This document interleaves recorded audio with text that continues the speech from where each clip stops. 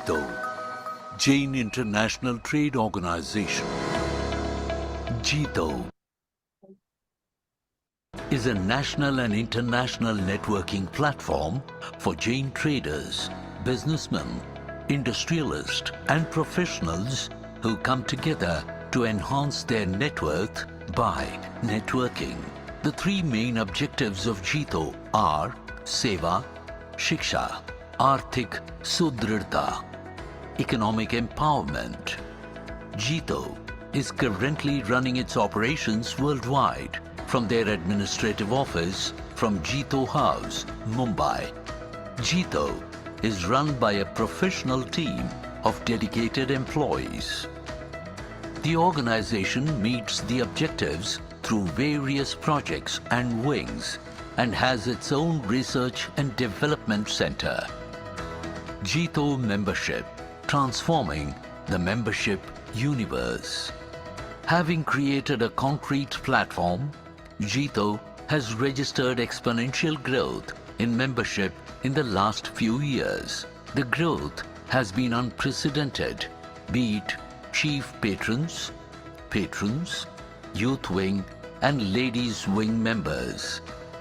HUBZone International Wing, transforming geographical reach. HUBZone is now global and its international footprint is expanding rapidly. It already has a presence in the USA, UK, Australia, Thailand, Japan, Dubai, Hong Kong, Kenya and Uganda. The chapters next on the cards are Kuwait, Oman, Indonesia. HUBZone Youth Wing, transforming the youth, intending to create thinking leaders of the future. The youth wing of HUBZone aims to connect young Jains to the mainstream. Youth wing is growing at a fast pace and is targeting 50,000 youth to be connected by the end of the decade. HUBZone Ladies Wing, transforming women power. HUBZone Ladies Wing empowers women on all fronts. It provides opportunities to all Jain women for their personality development, economic upliftment and grooming professional skills.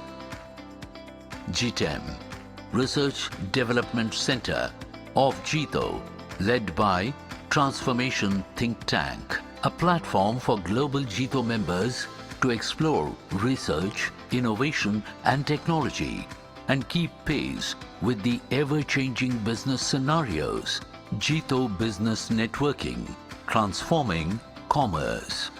The Jain community is supremely blessed with abundant entrepreneurial talent. JBN is a solid platform of trust which creates endless opportunities for its members to explore larger business horizons. HUBZone Incubation and Innovation Foundation, transformation startup experience. HUBZone, through its subsidiary JIIF, helps individuals at every stage of the process, from incubating to investing, and supports them until they become entrepreneurs. HUBZone Angel Network. It provides opportunities by well-researched activity to enable HUBZone members and invest in startup through many Shark Angles shows. It is an attempt to bring together India's most innovative minds, true business wisdom and industry experts, JATF. Transforming administrative scenario. For talent and ambition to succeed, it needs to be adequately groomed, and JATF has been doing it exceptionally well for many years. Central Civil Services or State Services, IITs or IIMs, Judiciary Services or Bank Probationary Officers. JATF has opened all the doors for young aspirants. HUBZone Hostels, transforming students' world. Parents of students studying in distant places have always been worried about the availability of a healthy and homely environment with Jain values and Jain food. Recognizing this, Jito has undertaken a hostel project and constructed hostels for community students. IIT Kota Learning Center, transforming the IIT journey. A hostel with a capacity of 75 students for mentoring and supporting IIT aspirants has been set up at Kota. Seva, Shraman Arogyam, transforming healthcare for Bhagwans. This is the most pious project of Jito, providing an opportunity to serve our revered Sadhu and Sadhvi Bhagwans of all sects with comprehensive healthcare facilities. Avas Yojana, Jito Dream Home Scheme, transforming lives. To help less privileged ones from the community, Jito, through its chapters, has initiated a Dream Home Scheme. Jito Jobs, Employment Assistance Program, transforming employment opportunities. With a robust online and interactive portal, it assists people and businesses in finding suitable Jain candidates to suit their work requirements. Jito Sports, transforming sports opportunities. Jito Sports aims to increase the representation of Jain sports people at the state, national and international levels. Jito Professional Forum, transforming professional networking. This forum is a think tank of top-notch professionals from diverse fields. JPF facilitates global opportunities for networking and engaging with cross-functional professionals. Jito Minority Cell, transforming rights awareness. Understanding benefits for minorities is significant, and Jito has formed a minority cell to collect, update and disseminate information and also advise its members on minority-related matters. Voice of Jito, transforming information sharing.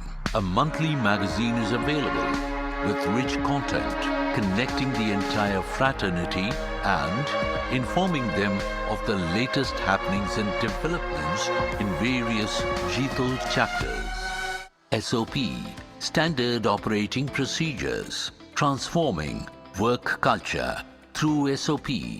We work with defined systems. We value clarity of deliverables and definite turnaround times to ensure standard corporate governance. J-Point, Jito Online Marketplace, a unique proposition which offers B2B and professional services on a single online platform. J-Point brings together businessmen, industrialists, and professionals from the global community to offer a unique buying experience to all consumers. Jito World is a 360-degree information portal. It empowers the chapters and their members to disseminate information to the rest of the world and access any information regarding the chapter and its events. जीतो education में जो बच्चे नहीं पढ़ सकते हैं और उनकी पढ़ने में उनको प्रॉब्लम होती है फ़ी के लिए, वो जीतो जो आज जिसका इनॉग्रेशन किया है जीप का, उसके जरिए हम बच्चों को लोन देंगे, फ्री इंटरेस्ट लोन देंगे. Jito Matrimonial Assistance Program makes it happen by bringing together millions of single hearts of the Jain community on a common platform.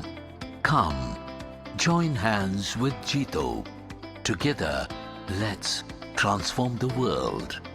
Har Ghar Jito, Har Dil Jito, Har Desh Jito.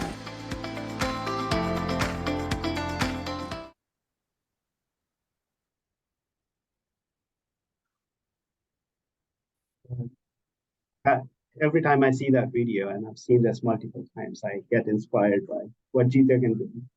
My name is Rahul Jain. I'm the secretary of the Jito DC chapter.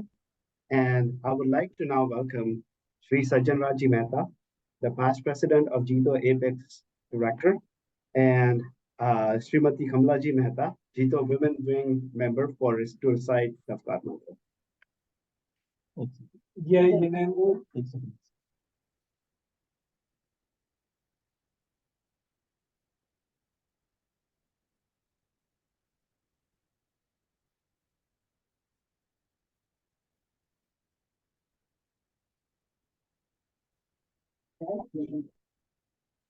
Jai Jinendra. Namo Namo Namo Namo Namo Sri Sri Namo Namo Namo Namo Jaya Namo Eso Panchanamukaro Eso Panchanamukaro Mangala Jasa Adhanam Haram Mangala Jasa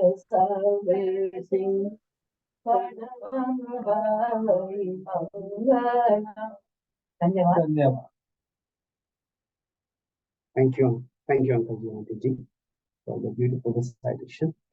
Now, let me invite our Jito DC chapter chairman, Mr. Bhupesh Mehta, for his opening remarks. A few things about Bhupesh Ji. He is the chairman of Jito USA, Washington, DC, and a longtime Jito member, managing partner of Yash Mehta DMD PC. He has over 20 years of experience with government contracting and is founder and CEO of Plutonia Technology. He is past board member of IFC Interfaith Conference in Washington, D.C., a recipient of Jaina Leadership Award in 2013 as well as 2010. He served as director of Jain Associations of North America, which is Jaina, for 6 years, and past president, chairman of the Third President's Council and Board of Trustee for Jain Society of Metropolitan Washington. Peji, welcome.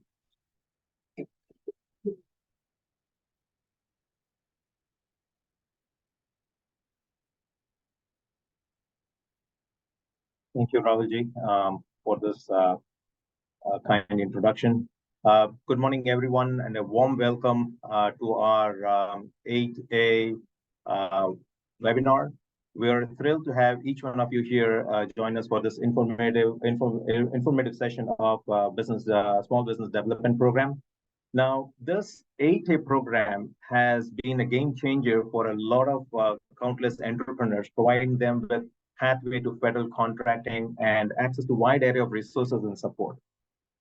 This seminar aims to shed light on the incredible opportunity that this program offers to small businesses. This session is not about just imparting knowledge or sharing information, but this is about empowering you to seize the opportunity that lie ahead. We encourage all the participants to actively engage, ask questions, and make this as much as dynamic and interactive for everyone. I would like to thank Ashok Shah from Globex Realty and American Mortgage to share his office space here today. And I want to especially thank Lindsay Thompson for accepting our invitation to enlighten us on this opportunity. Also, Devang Bhai to actually help us connect with Lindsay. So thank you, Devang Bhai. Also, a heartfelt appreciation to all the members who have helped make this webinar possible. Thank you so much. I want to talk a little bit about our Jito Washington, D.C. chapter. Washington, D.C. is a vibrant capital of the United States.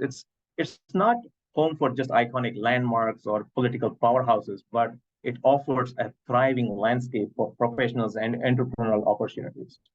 With the diverse economy, strategic location, and a supportive business ecosystem, Washington, D.C. has become an attractive hub for individuals seeking growth, innovation, and success in various industries, whether it is healthcare, whether it is IT, whether it is manufacturing, you name it. And this area has become a hub, and it attracts a lot of entrepreneurs and professionals. As most of you know, GITO Washington DC was officially launched in June on June 25th, 2023, and GITO Washington DC chapter presents a dynamic platform that offers opportunity for growth, advancement, and community enrichment. As an integral part of global GITO network, the Washington DC chapter is committed to fostering collaboration, innovation, and empowerment with the Jain community and beyond. We strongly believe in leveraging the power of networking, knowledge sharing, and collective action to create a meaningful impact on the lives of our members and beyond. So, what does Washington, D.C. has to offer us as an individual? So, being a part of big GITO Apex network, GITO Washington, D.C. provides an exceptional networking environment that connects professional entrepreneurs and leaders across various industries. Our events like this, our seminars like this, helps us to create an opportunity to meet like-minded people, exchange ideas, and create valuable connections. Business growth. Whether you're an entrepreneur, a business owner, or a professional, GITO offers a platform to showcase your skill, to showcase your business, collaborate with industrial peers, and explore potential partnerships. Skill enhancement. We all know to stay up to date with the industry, to be in the forefront of all of these trends, we have to keep our skills sharp. GITO India, GITO USA, and GITO Washington, D.C. offers our expert-led workshops and knowledge-sharing sessions to enhance skills and knowledge. Back in June, we had the entrepreneurial workshop from GITO New York and New Jersey chapter, and it was a successful event. We had experts from healthcare industry, from artificial intelligence, from renewable energy to talk and interact about current and future trends. Enhancing your skill set, gaining insights from seasonal professionals will elevate our career to new heights. Leadership development. GITO Washington, D.C. is committed to nurturing leadership qualities. We want to engage in leadership programs, meet political leaders, meet industrial leaders, meet healthcare leaders, top business leaders, and engage in mentorship initiatives and collaborative projects that empower us to take charge and make a meaningful impact within our community. Seva.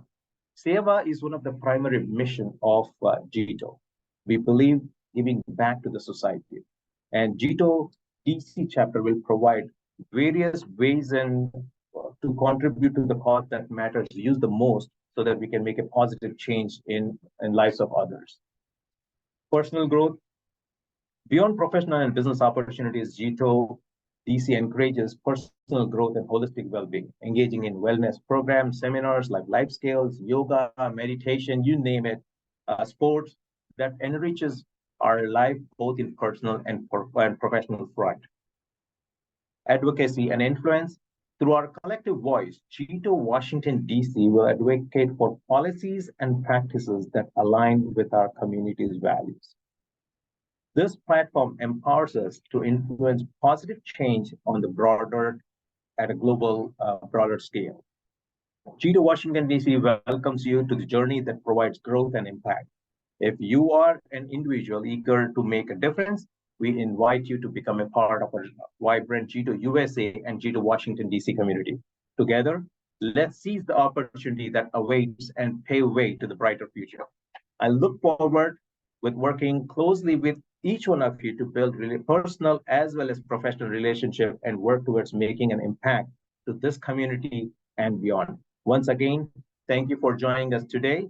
And let's make this seminar very educational, informational, and let's lay the foundation for a brighter and a prosperous future.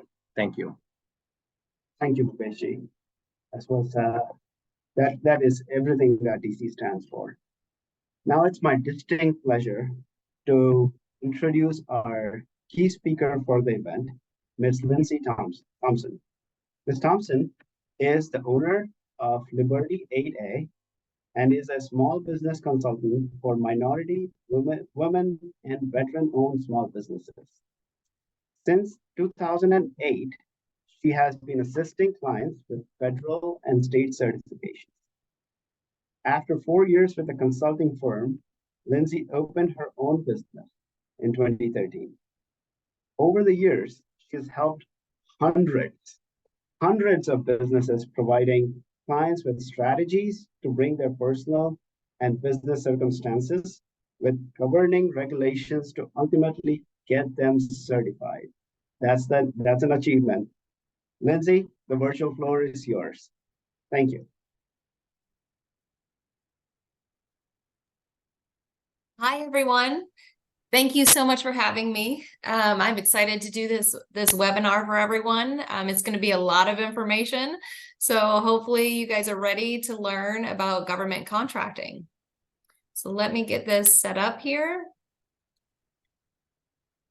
Okay, so obviously, are you interested in government contracting opportunities? That is why you are here. So let's get started. I was going to do a little bit about myself, but that has already been taken care of. So yes, I have been doing small business consulting for small minority, women, and veteran-owned businesses since 2008. So for the last 15 years, I've been helping companies get their certifications for federal contracting. I also do state certifications, which I'll discuss a little bit later in this presentation. But I have been a small business owner myself. Liberty 8A was started in 2013. And so that's just a little bit about me. The topics we're going to be discussing today, we'll do an overview of the certifications, a good understanding of the 8A program and its benefits, qualifying criteria and eligibility requirements for each certification, a step-by-step guide on the application process, how to maintain that eligibility and certification requirements, and then once you get that certification, strategies for leveraging the certification to access government contracts.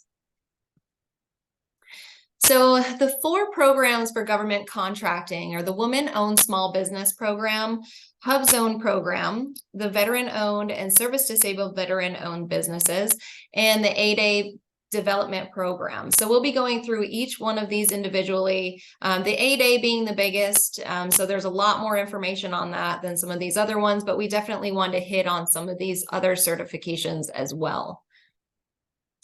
So let's start with the Women-Owned Small Business Program. There are actually 2 programs, the WOSB, Women-Owned Small Business, and then there's the Economically Disadvantaged Women-Owned Small Business Program. So these programs were designed to help support the growth of businesses that are owned and controlled by women. The U.S. government created this program just to level the playing field for federal contracting opportunities for women entrepreneurs. The WOSB program and EDWSB program, the government sets aside contracts for women-owned businesses that have this certification to receive sole source awards. 5% of all federal contracting dollars go to women-owned small businesses each year. So with this program, we put together documentation showing that the business is a woman-owned business through articles of incorporation, bylaws, meeting minutes, the woman's resume as well to show that she has the experience to be running this firm. And then we upload that information into SBA's WOSB certified system. So just to go through some of the eligibility requirements for this program. So for WOSB, the women must be a U.S. citizen.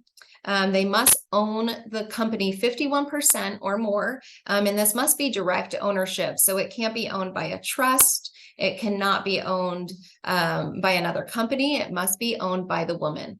The woman owner must run the day-to-day operations of the firm and manage the company as well. She must be the highest ranking officer. So she must be the president, CEO, and she must be running the day-to-day operations. The company must meet the small business size standards for the primary NAICS code. So I'm not sure how many people are familiar here with NAICS codes, but the SBA has a 6-digit code that represents your type of business, what you offer. So let's say you're in general construction. That NAICS code for the SBA is 236220. So you'll have a size standard sheet that the SBA has, and you go down to your 236220, and the max amount of revenue for 236220 is $45 million. If your revenue for the company is less than 45 million, then you are considered a small business. If it is more than 45 million, then you're considered a large business and you would not be able to qualify for any of these programs. All of the programs we're discussing today are for small businesses.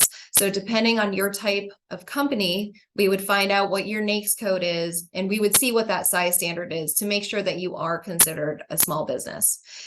So that's with the WOSB program. For EDWOSB, it's the same conditions as WOSB. However, they want to make sure that you are economically disadvantaged.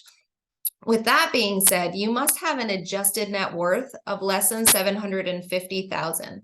Adjusted net worth is going to be all of your assets minus all of your liabilities, but that does exclude your primary residence.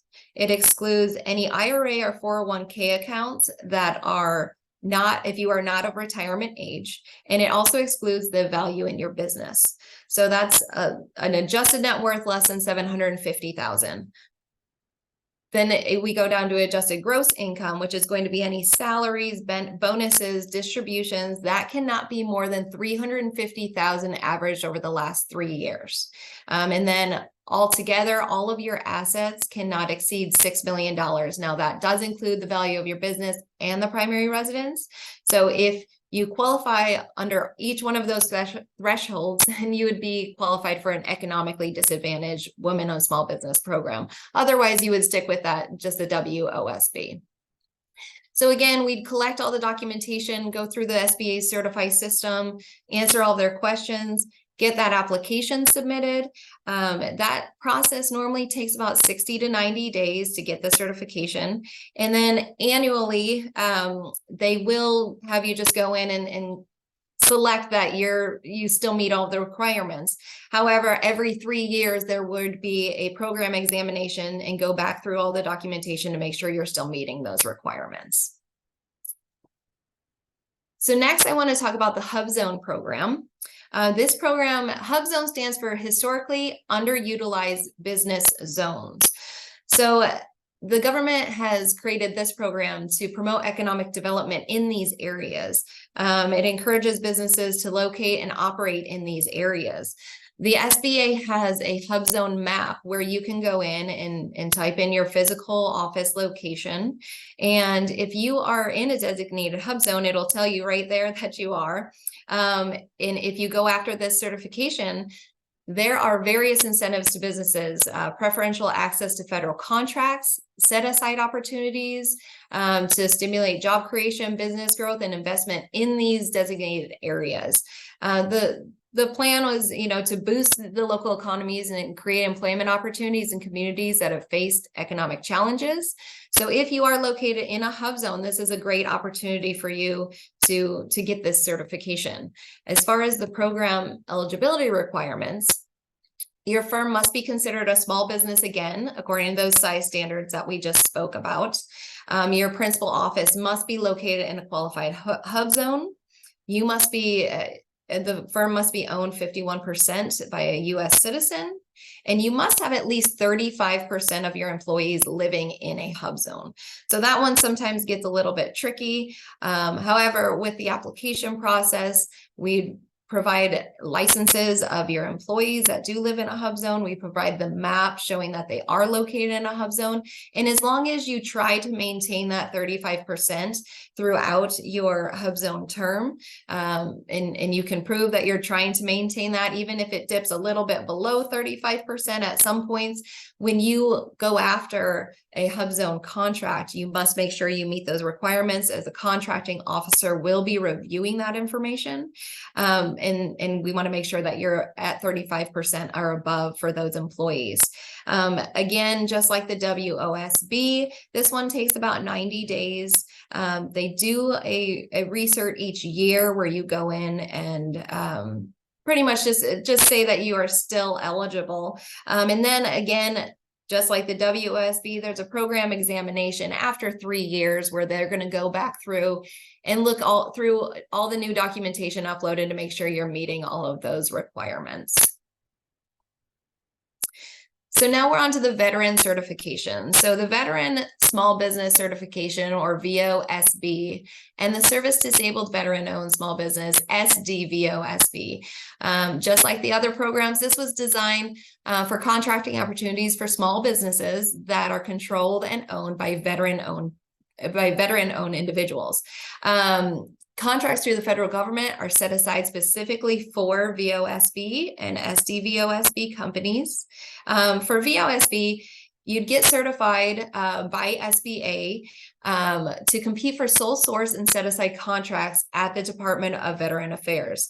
The VA sets aside at least 7% of its contracts each year specifically for veteran-owned and service-disabled veteran-owned certified companies. For SDVOSB, the same thing. It lets your company be eligible to compete for sole source and set-aside contracts. And in this case, the federal government awards 3% of all prime and subcontracting dollars to businesses that are owned by a disabled veteran. The eligibility requirements. Again, must be a small business. Like I said, all of these certifications require you to be a small business. You must be 51% owned and controlled by one or more veteran or a service disabled veteran. And of course, that veteran must be in charge of the day-to-day operations and the management of the firm.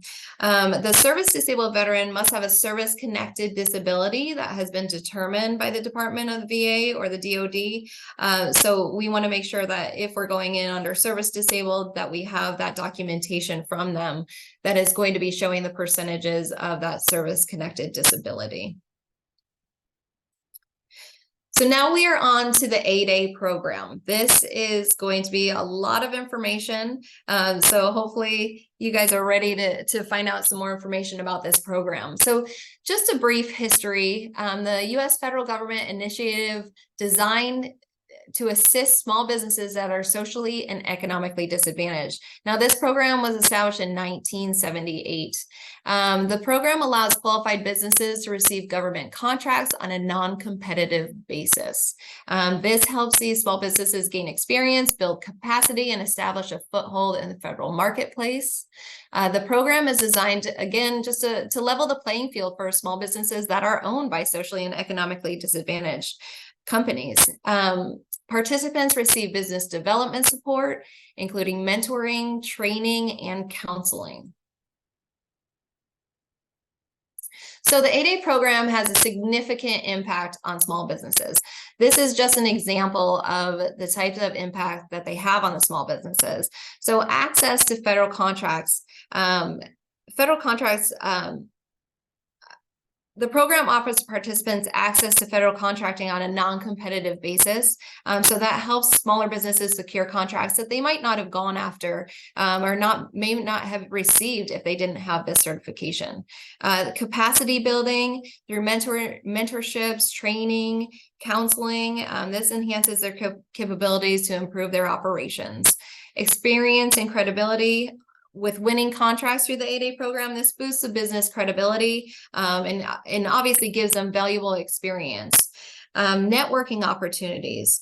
This offers the opportunity to connect with business partners, government agencies, and expands their professional network. Financial assistance. Some businesses may benefit from financial assistance through specialized loans, through bonding, financial support. Long-term growth. The program's assistance can lead to increased revenues and higher employee numbers. Diversity and inclusion. The program promotes diversity by supporting businesses owned by individuals that are socially and economically disadvantaged, contributing more to an inclusive economy. Business development. This helps participants set goals, strategize, and work towards achieving them. Graduation opportunities. After completing the program, businesses can continue to compete for contracts through various federal programs, having gained the experience and skills that they needed to thrive in that market. And then community impact. Successful 8A businesses can contribute to their local communities by creating jobs, boosting economic activity, and supporting other local businesses. So there are a number of fantastic impacts that they have on small businesses just by getting into this program.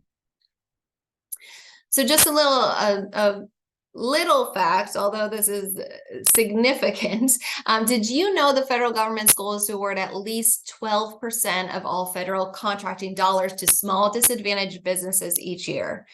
So in fiscal year 2021, the federal government spent about $637 billion on contracts. So that's $76.4 billion in contracts to small businesses. So that's a significant amount of money going to these small businesses that are getting into these programs. So what is the 8A Business Development Program? It's a business assistance program for small disadvantaged businesses. The 8A program offers a broad scope of assistance to firms that are owned and controlled at least 51% by socially and economically disadvantaged individuals.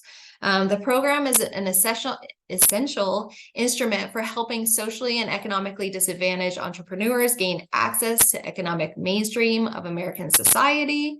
And participation in this program it's a 9-year program. It is made up of 2 phases. The first 4 years is a developmental stage. So that's when you're getting into the program, getting your foot in the door, starting to learn about the program, and starting to gain interest in getting your 8A contracts. In year 5, they have it set up so this is your transition stage. They want you to keep building on 8A, but they also want you to make sure you maintain a certain percentage of non-8A revenue. Because if you go through the program and all of a sudden, all you have is 8A work, and now you're out of the 8A program, what are you going to do? So what they've done is they've set up the last 5 years as the transition stage, where year 1, you have to maintain 15% of non-8A revenue. Year 2, 25%. Year 3, 30. Year 4, 40. And by year 5, really year 9 of the program, 50% of your revenue must be coming from a non-8A resource. If not, if you don't keep these percentages, you could actually graduate from the program early. So you want to make sure that once you get into the program and get into that transition stage, that you are continuing to go after non-8A contracts and that you're making sure you have revenue in that field as well. So the benefits of the 8A program, contracting opportunities is the number one thing. That you have sole source contracts up to $4 million for goods and services and up to $6.5 million for manufacturing businesses. You have access to those set aside contracts that the government's just setting aside for 8A firms. Limited competition on set aside contracts. So right now, as of 2020, there are only 7,000 active 8A participants. So if you're going after these set-aside contracts, you only have that limited competition, and large companies are not able to compete for those contracts. In addition, you could pursue opportunities for mentorship through the SBA's Mentor Protege program, which I'll discuss a little bit later as well. But that's a great program to get into once you get into the 8A program. You can receive business development training in management, marketing, and technical assistance. You'll have access to capital, SBA guaranteed loans, bonding assistance that will help you secure larger contracts. Again, the business networking opportunities you have, meeting government officials and potential clients, and then the subcontracting opportunities, working for larger government contractors to gain experience and exposure. So what are the 8A eligibility requirements? Well, sorry. So there are a lot. This is the pre-qualification interviews that I go through. I like to have about 7 or 8 questions, and this is going to be the majority of what you're looking at for eligibility requirements. So 51% owned by, majority owned by an individual. The individual must be a U.S. citizen either by birth or naturalization. The business must be majority owned 51% or more, and controlled and managed by someone who is socially and economically disadvantaged. The individual controlling and managing the firm on a full-time basis must meet the SBA requirements for disadvantage by proving both social disadvantage and economic disadvantage. I'll be going over that in a later slide regarding the social and economic disadvantage. The business must be a small business. Again, that size standard we spoke about with women-owned, you must be considered a small business. The business must demonstrate potential for success. So they want to see that you have completed contracts, that you have ongoing contracts, that your financials look good, you have a positive working capital. So they want to make sure that you definitely have the potential for success for this business. The principals must show good character. And going back to that economic disadvantage, the applicant must have a personal net worth of $850,000 or less. Again, net worth is going to be your assets minus your liabilities, but it excludes your primary residence. It excludes any 401k or IRA retirement accounts if you are not of retirement age, and it also excludes the value in your business. The adjusted gross income level is $400,000. Now, again, that is your salaries, bonuses, distributions, any money you're taking out of the company to pay yourself, and assets totaling 6.5 million or less, which would include your business and would include the primary residence. So that is what economic disadvantage is based on. If you meet that requirement, then you would be considered economically disadvantaged. Social disadvantage. So under federal law, socially disadvantaged individuals are those who have been subjected to racial or ethnic prejudice or cultural bias within American society because of their identification as members of groups without regard to their individual qualities.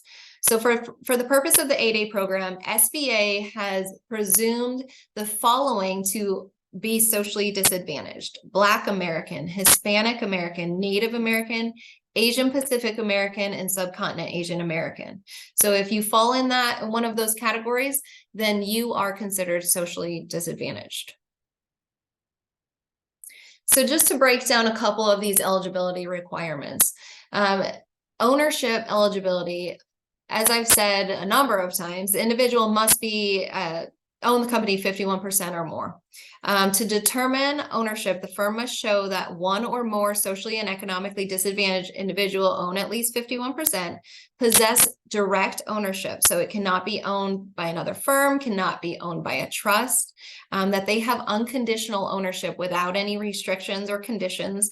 So by looking at bylaws, operating agreements, that's going to detail and make sure that you are running the firm, that you have the management of the firm. That we're looking at is entitled to receive distributions equivalent with ownership percentages, both annually and when stock is sold or the firm is dissolved. And the SBA regulations also have specific restrictions on ownership by immediate family members, non-disadvantaged individuals, and by other firms. So what this means is a lot of times I see maybe a husband and wife team where the husband owned the company, but now in order to qualify for the woman-owned small business, he decides to give the company to his wife. And that could create a problem. If he maintains that he's going to be running the firm on the back end, but now it looks like the wife's running it. So I've run into a number of different situations like that. And there are different ways that we can get around that. However, we want to make sure that we're not having any, right before we submit the application that you guys have just changed ownership. We need to make sure that the wife has the managerial experience and technical expertise to be running the firm. We need to prove all of that. So there are definitely some restrictions on ownership by immediate family members and non-disadvantaged individuals that we would need to take a look at based on each individual company and what's going on within that company. So control eligibility. All firms approved must be controlled by the disadvantaged majority owner. And to be approved and remain in the 8A business development program, the firm must show that one or more socially and economically disadvantaged individual serves as the highest ranking officer, so they are the president or CEO of the firm, controls the board, makes the long-term decisions, runs the firm's day-to-day operations, receives the highest compensation from the firm. So this is one that's interesting because although they want to see that the highest ranking officer is the highest compensated, if for some reason, obviously all of these companies are small businesses, and a lot of times you might have employees that are making more than you because they have the technical expertise, and it's in the best interest of the company for someone else to be making more money based on their hourly rate. And so we can provide documentation to show it is in the best interest of the company to be paying this person higher than the highest ranking officer. So there is some things that we can do to get around that as well. Possesses the appropriate amount and type of management experience needed to run the firm. And that next one is based on possessing the need for technical experience and having the critical licenses that a company might need. So with that being said, with management and technical experience, they're going to be looking at resumes. They're going to be looking at what type of experience you've had in the past, if you've run any other businesses, what type of schooling you have, what type of courses you took in high school and college. Do you have any master's degrees? What type of training you've looked at. So they're going to be looking at all of that to make sure that you didn't just do the example I just said, where we switched ownership to the wife so we can get the woman-owned small business certification. And unfortunately, the wife doesn't have any of the managerial experience or technical experience. So they will be looking at all of that. The next one is working full-time at the applicant firm. You must devote full-time to the applicant firm during normal business hours. So Monday through Friday, 8 a.m. to 6, whatever your normal business hours are. They want to make sure that you are working full-time for the applicant firm with no outside employment.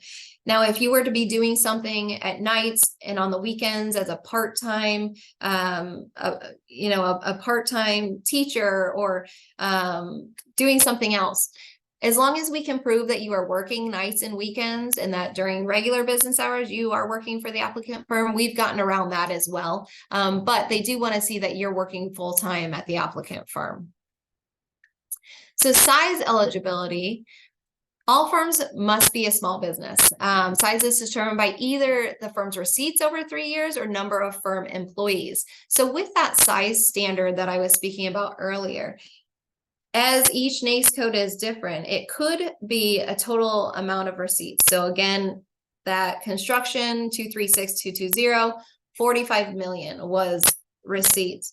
However, some of them do have number of employees. So some of them might say you can have a max number of 500 employees. So again, that's just a little bit different, and we would determine that by looking at that size standard sheet. All 8A certified firms must be a small business. The firm must be small at the time of application and must remain small during the firm's participation. So in that 9-year program, if you start to get close to that 45 million, if you're in general construction, we would need to discuss how to not graduate from the program early. So you definitely need to make sure you're staying within that, staying within the small size standard for the 9 years that you're in the program.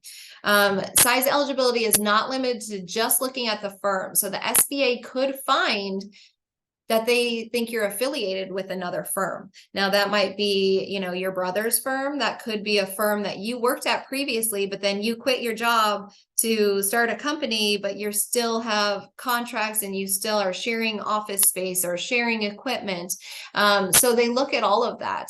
So they're looking at contractual relationships, prior relationships, family ties, common investments, to make sure that if they find that you're affiliated, let's say with your brother's firm, they would use both of your revenue and say, well, you're affiliated with this firm now, and you now exceed the size standard because your brother's firm is so much bigger, and now you've gone over that 45 million. So that's something to look at as well. We want to make sure that you're not found affiliated with any other firm when we're going through this process.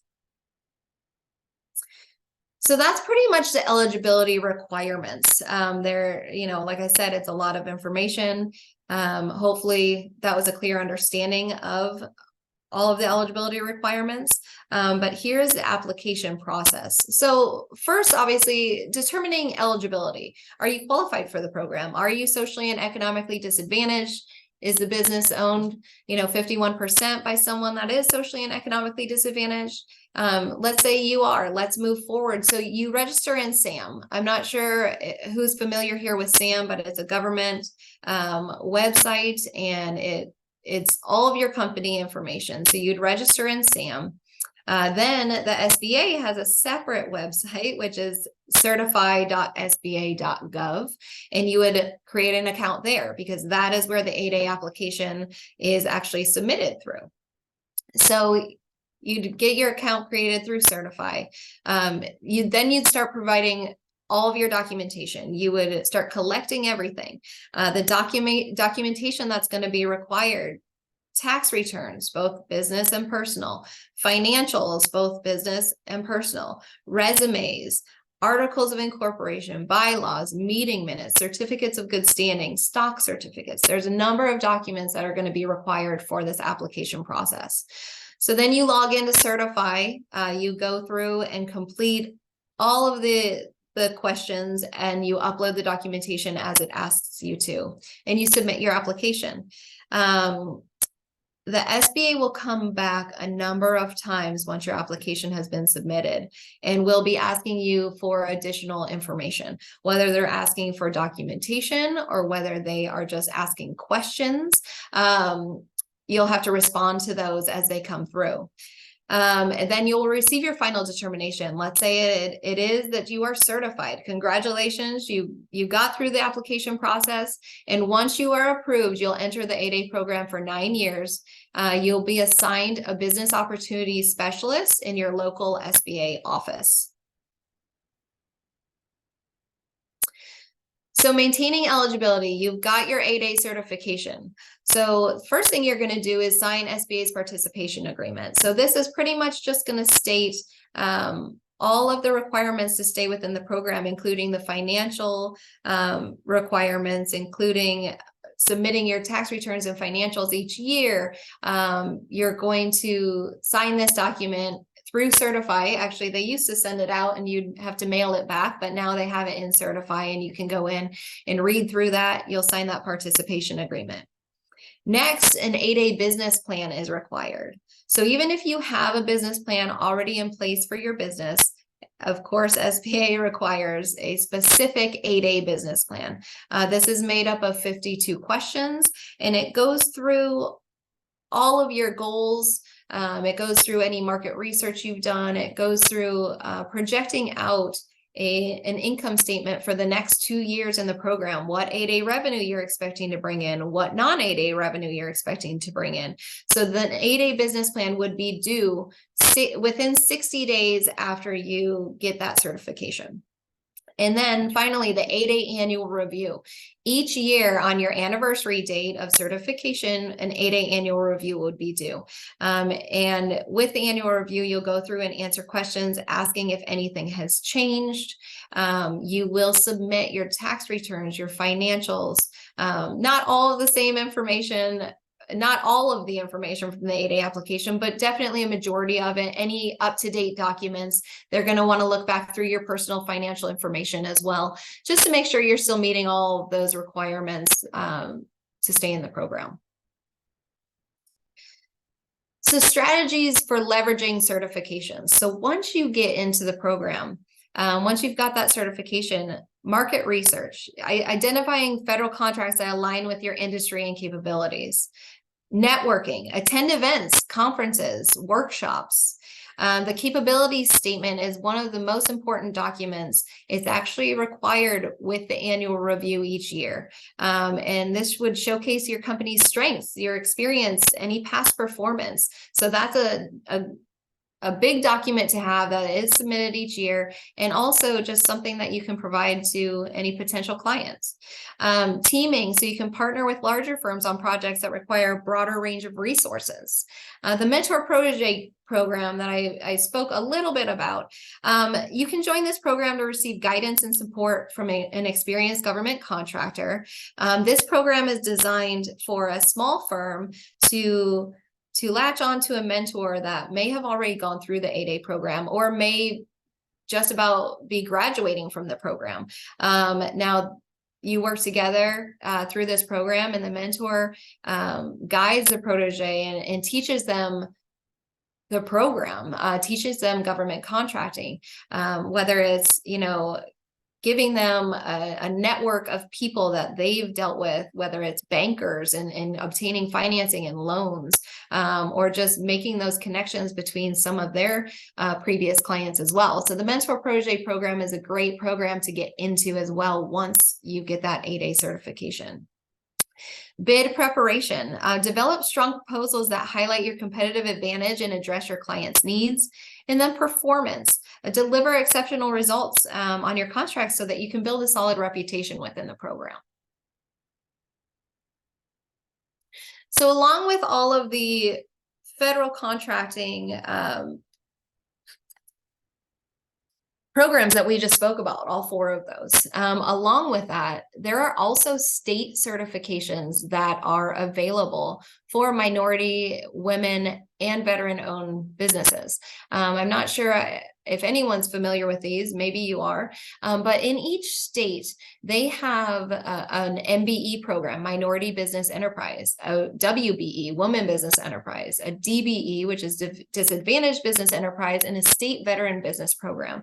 So these are just another way to increase your revenue, get into different programs, and definitely based on whatever state you're in, I would take a look at these because these are just another way to help your business.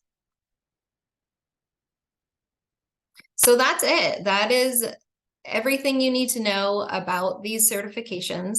My company, Liberty 8A, I definitely want to open it up to anyone that has questions. However, if you don't feel comfortable asking questions, or if you want to reach out to me specifically, if you have a circumstance you want to discuss, this is my contact information. I've got my phone number, email address, and that's my website. You can find out a lot more about the other programs and certifications as well through my website if you want to take a look at that as well. Thank you so much, Lindsay. This was very informative, as you said at the beginning. It was packed with information. I am inspired to jump in and scratch that itch that I've always had to open my own company. If anyone has questions, feel free to post them in chat. We are monitoring the chat here, but I'll kick us off with it was information overload, but there was one thing that I missed. I think I missed. I heard the eligibility requirement, the sizing requirement particularly. Could you reiterate, was it 40 million max, or was it an employee requirement? So yes, the SBA size standard. So I just picked a general construction because that's one of my biggest clients. I see a lot of construction, so that one I know off the top of my head. However, if you're in IT or engineering or a different line of work, for every NAICS code that you have, there will be a threshold. So for construction, for general construction, the max amount is 45 million. So if you exceed 45 million, then you're no longer considered a small business. So it just depends on the type of industry you're in. And then we'd look up what the NAICS code is if you are not familiar with NAICS codes. And again, you might have a number of different NAICS codes. With construction, you might be in general construction, but then you might also have HVAC, plumbing, electrical. So you can have more than one NAICS code. However, they're going to look at what your primary NAICS code is. So the primary is going to be where the majority of your revenue is coming from. So that's that's what they're looking at for your primary NAICS code. Then we would look at that size standard, and it could be a dollar amount, or it could be a number of employees. Most of them are a dollar amount, but there are a few that do have a max number of employees. Good info. I am interested in IT, so we'll certainly pick some brain at a later point. Any other questions? Feel free to ask. I can keep it. So I have a question on the eligibility. You said it's 850K or less with 6.5 million asserts. I've seen that the dollar amount going up in the last few years. So is that something when you apply your application, or is that something that you have to maintain for 9 years? Like, what is that eligibility requirement? Is it when you apply that you have to have 850 or less, or 9 years? So it's through the 9 years. It used to be there was a certain amount that you had when you applied for the program, and then it went up when you got into the program. Now they have changed it to where they just use the higher value once you got in the program. Now that is when you apply and when you're in the program. Now that is for the 9 years. If you were to exceed those, then you would graduate early. Okay, I think we have Bela Gandhi. She wants to ask a question. Bela, go ahead. So for social disadvantaged category, do they require citizenship? I didn't see on your screen. Citizenship? Yes. Yes, you must be a US citizen in order to get these certifications. Now that's either by birth or having a naturalization certificate. Okay. But yes, you do need to be a US citizen. And I have another question that for HUBZone eligibility, I saw that the 35% of employees need to be in the HUBZone. Yes. Does that mean the owner also needs to be in HUBZone? No, the owner does not need to be, as long as 35% of the employees are, and that the physical office location where the company is located is in a HUBZone, and then the 35%, the owner does not need to be in a HUBZone. And for women-orient WOSB and EDWOSB, total is 5% of set aside. Would you be able to tell me the proportion of that? I mean, in what proportion? I do not know that off the top of my head. I would need to look that up. I do not know. It is 5%. I don't know what the total value is. I could send that to you though. No, not the total value. Oh. The 5% is set aside for total of WOSB and EDWOSB. Right. So do you have approximate idea of percentage divided between them? Oh, between WOSB and EDWOSB? Yes. I don't. I would say more companies are in the WOSB program because obviously if they're not economically disadvantaged, they can't get into that other program. However, it's essentially the same program, just some of them have that economically disadvantaged as well. So I would say, I don't know the percentage. I would say WOSB would have a higher percentage than EDWOSB. I just do not know those percentages off the top of my head though. And my last question is about size eligibility.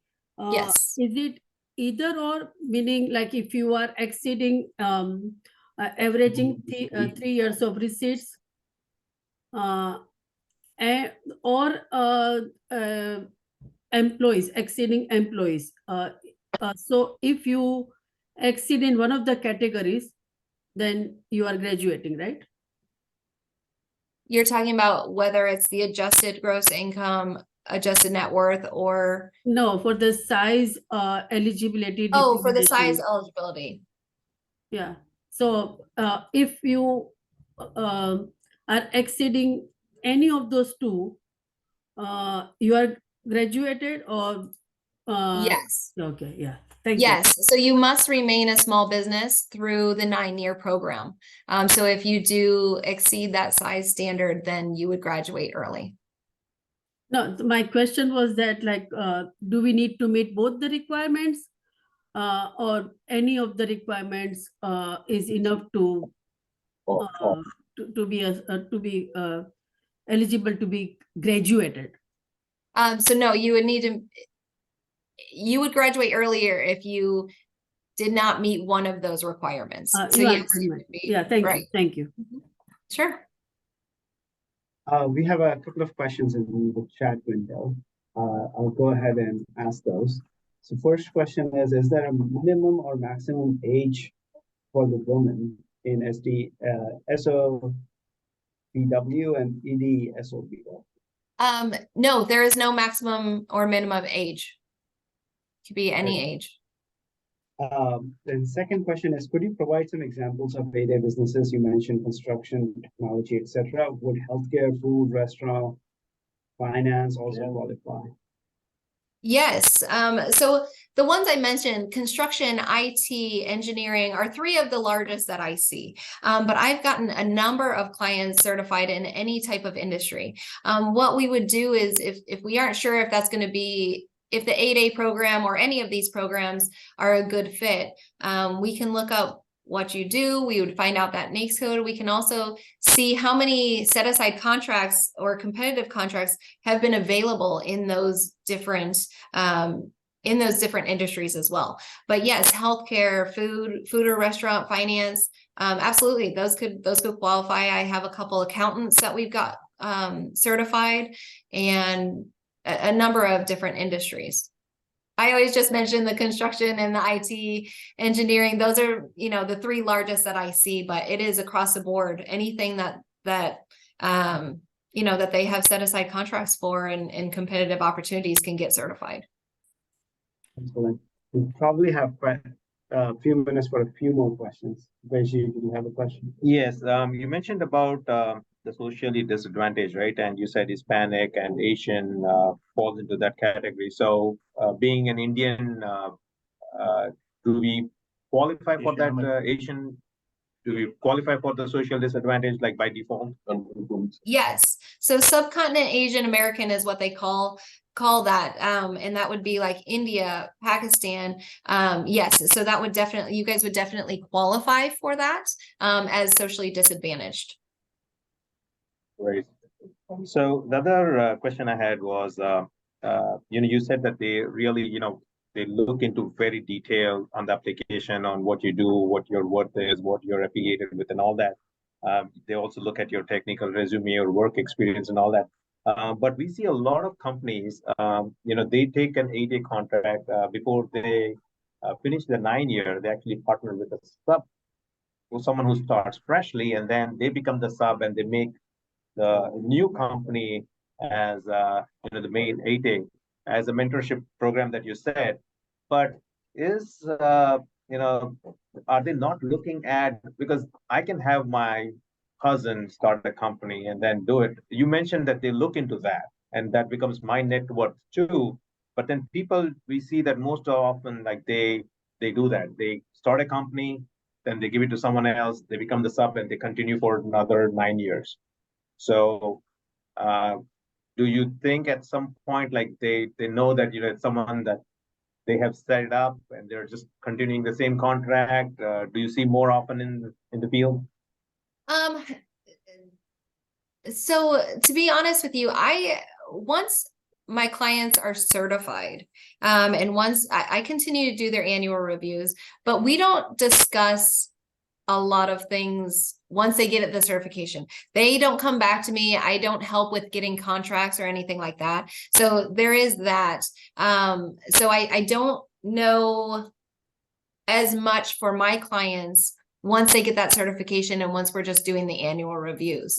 I was going to say, however, I do, with the immediate family member, or cousin actually would not be considered immediate family member, but when you get into the 8A program, you personally, if you are the individual that's being certified, the business is being certified, you can never do this again. Like and you can't sell off the company and maintain the 8A certification. You are the one that's qualifying the business, and this business has one opportunity to go through the 8A program, and you as an individual have one opportunity to go through the 8A program. If you were to sell the business, it wouldn't remain in the 8A program because you are the qualifier. And then you couldn't start a new business and try and do it again. This is a one-time opportunity for the individual and for the company.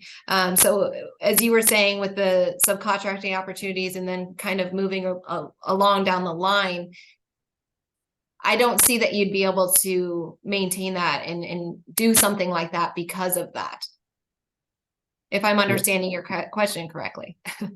But people do that, right? They become, they make another company as a prime, and they become a subcontractor, right? Right. I guess I'm saying with business ownership.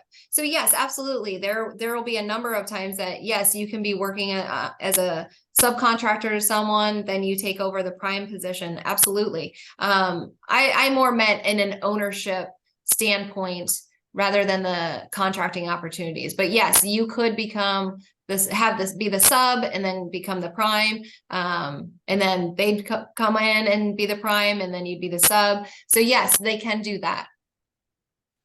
We have one more question in the room here, but also, Lindsay, people would like to get your contact. So if you don't mind putting that in chat. Okay, yes, absolutely. Go ahead with your question. Yeah, okay. Hey, Lindsay, how are you? This is a question regarding the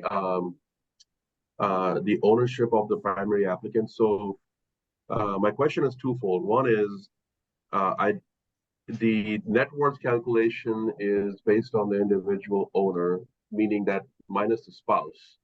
Is that still the case, or has that changed?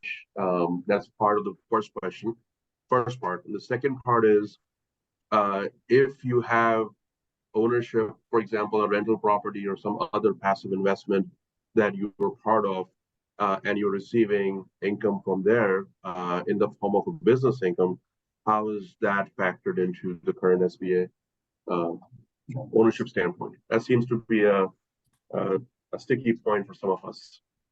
So your first question regarding the spouse, that is correct. They will actually look for the spouse's information. You'll need to provide all of their personal information as well. However, it is just based on the individual that is qualifying the business. So anything your spouse has does not go towards your adjusted net worth. Now, if you have joint accounts and things, everything will be split 50-50. If you share your primary residence and you're both on the mortgage, all of that information will be split 50-50.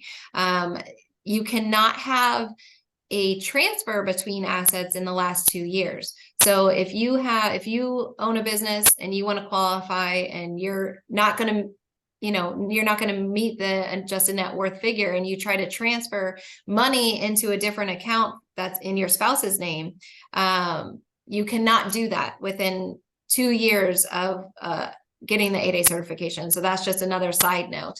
And then I'm sorry, your second question, could you state that again? Yeah, second question was about any income that's generated from other businesses that you may have part ownership or ownership of, such as real estate, for example. So yes, any equity in those other businesses that you have ownership in, we would need a copy of the balance sheet. And if you're a 20% owner, we'd take a look at that equity and then take 20% of that. And that would be added as an other asset for your adjusted net worth figure. Now, right? I'm sorry? You also take liabilities into account though, too. Like, let's say somebody has 20% equity, but they have a liability out on that 20% equity. So they don't really, it's not really going to count into, sorry. I don't know Yes, depending on what that is. Yes, maybe, maybe they owe the company money as well. So yes, any liabilities are going to be included in that adjusted net worth figure as well. But I guess the follow-on question was that the fact that you have an income stream coming from another company, which you may not be running full-time, just on a partnership basis or investment basis, that's okay. Because your full-time commitment is to the company you're you're applying under. Is that correct? Yes. So if you have an ownership in any other company, we would provide documentation showing what your schedule looks like with that company. Maybe you're just on the board of directors and you do a meeting minute every month and you spend, 2 hours a month on that business. That is fine. So yes, if you do have ownership in another business, that's just kind of a passive ownership. As long as you are not devoting, as long as you're devoting your full-time Monday through Friday, regular working hours at the applicant firm, then it's okay to have that other ownership. Okay, thank you. So one other question is, the requirement is you have to have the company for at least 2 years, right, before you apply for an 8A application? Not necessarily. Yes, that is the initial, they want to see that you've been in business for at least 2 years. However, there is a way around that. It's called a 2-year waiver. So let's say you've only been in business for 1 year and you want to apply for the program. As long as you meet, there's, I believe, 5 requirements. Yes, there's 5 requirements. As long as you meet those 5 requirements, and now that's going to be have 1 contract that you've completed and 1 that's ongoing.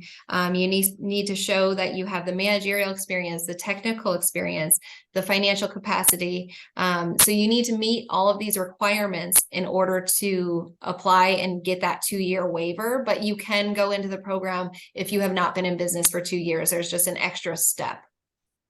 Can we actually buy a company that is already in business for 2 years, change the ownership into our name, and then put an 8A application? So yes, you can buy a business and then and do that. That is going to be one of the questions on the 8A application. Has there been a change in ownership in the last 2 years? Obviously, we need to mark that yes. They're going to want to take a look at all of that to make sure it's a clean and clear-cut way that happened, and they're going to be looking at all that information. But yes, that is a question on there if there has been a change of ownership in the last 2 years. But yes, you can do that. Okay. I have one more question. Okay, one more, last question, go ahead. Okay. Okay. So how long does this 8A application process take, and what is a typical, price for a consultant to actually, do this application process? In short, what type of documentation is required, and I think so how long, how much, and what is really required? So I would say the application process, if you go through a consultant, is usually about 2 to 3 months. It really depends on how fast you get the information to me. What happens is I send you a checklist of all the documentation I need to receive.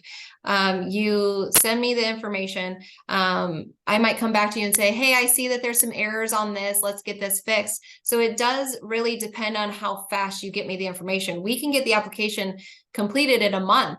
But a lot of my clients kind of sit on those documents for a little while and don't give me everything right away. So I would say anywhere from a month to 3 months. And even I have clients longer than that. As far as pricing, I see consulting services are $4,000 to $7,000. I've seen a number of different companies that are charging $7,000 to do them. So I've definitely seen a broad range there, but that's about the price for the 8A application. So that's how long, how much, and then you had one other question. The documentation, right? What kind of?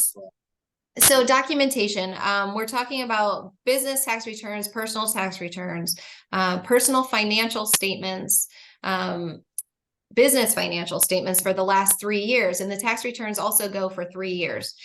We have resume, capability statement, certificate of good standing, stock certificates, articles of incorporation, bylaws, meeting minutes. I'm sure I've missed a bunch, but yes, it's just, there's a lot of documentation that is required. They're going to be looking at all of that information just to determine eligibility. And then, of course, if there are other companies involved, I know someone had asked about if you have an ownership in another company, they're going to want to see that company's financials and that company's tax returns. If your spouse has another company that we see on the personal tax returns, they're going to want that information on the spouse's business. So there's definitely a lot of documentation. If there's multiple business owners, even if we're going on the 51% owner, but there's two other owners, you know, that own 25%, they're going to want their personal tax returns, any businesses that they own. So it definitely, applications can get very big. It's a lot of documentation, but it just depends on the circumstance of each business. So thank you so much, again, Lindsay. This was really very informative. Before we conclude today's event, we have a few announcements to make. If you can bring up the slide. Yeah. So we have a few upcoming events and a very exciting lineup here. First, on September 10th, we have personal financial planning and professional networking. It's an event where we will bring in a financial planner, personal financial planner, who will walk us through the steps of personal financial planning. On October 22nd, we have a unique and interesting event on real estate investing through commercial real estate such as hotels and personal real estate such as rental homes.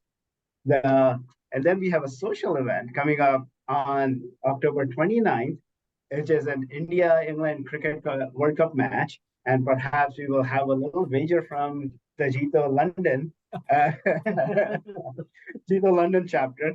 And then followed by that, we don't have dates. Tentatively in November, a women's networking and social event, and FJLP, which is our youth program, coming up in December. So this is the lineup for our rest of the year. We are very excited with this launch. We are bringing all sections of our community together, and looking forward to future events and future ventures here. Lastly, I would like to thank Bhupeshji and Yashji for organizing breakfast, lunch, and thank you so much. I really appreciate it. And with that, I would like to thank everyone for attending today's event. We look forward to engaging with you further. And we will send contact information for Lindsay. I know a few of you asked. We will also share the deck and appropriate information from this session.